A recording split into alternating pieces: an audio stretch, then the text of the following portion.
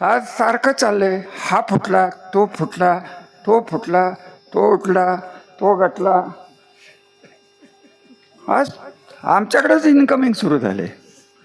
सावध राहा फक्त, ही सुरुवात आहे. ही वादळापूर्वीची शांतता होती. वादळ जवळ आले. पैसे आणि सत्ता आणि प्रशासकीय अधिकाऱ्यांना धरून केलेली दहशत लोक ज्या दिवस सहन करत नाहीत. फक्त वयाच्या मानाने आजकाल जास्त फिरता येत नाही. त्यामुळे काय तुम्ही म्हणाल काय फिरता येत नाही, ते तर सारखं घराघर फिरतात. ते 30 वर्ष त्याचा माझा त्याचं फिरणं म्हणजे वेगळे. 4 कोटीच्या गाडीतनं फिरतोय मी. आपलं बाबा कर्ज काढून घेतली त्याच्यातनं फिरतोय.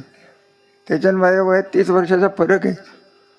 माझ्या डोक्यात जे विचार येतात ते तिच्या डोक्यात चांगले विचार येऊ शकणार नाहीत. लिंबू टाकणं वगैरे या गोष्टी इथपर्यंत ठीक आहे दादा सर. ते काय लिंबाचा माझ्यावर काही परिणाम होत नाही, काय होत नाही. बऱ्याच जणांनी प्रयत्न केले. तुम्हाला सांगू का, माझं गेट आहे ना तिथं आता ते वडाचं झाड की नाही माहीत नाही मला. मागं होतं माग कुंभार तिथं दर अमावस्या लिंब असायची. या सगळ्यांना बाहेर पडलो. तुमचा विश्वास असेल नसेल, मी शंकर महाराजाचा भक्त आहे. माझं वाटोळं कोणच करू शकत नाही. श्रीरामाचे आमच्या घराण्याला आशीर्वाद आहेत. आम्हाला काय अयोध्याला जायला लागत नाही.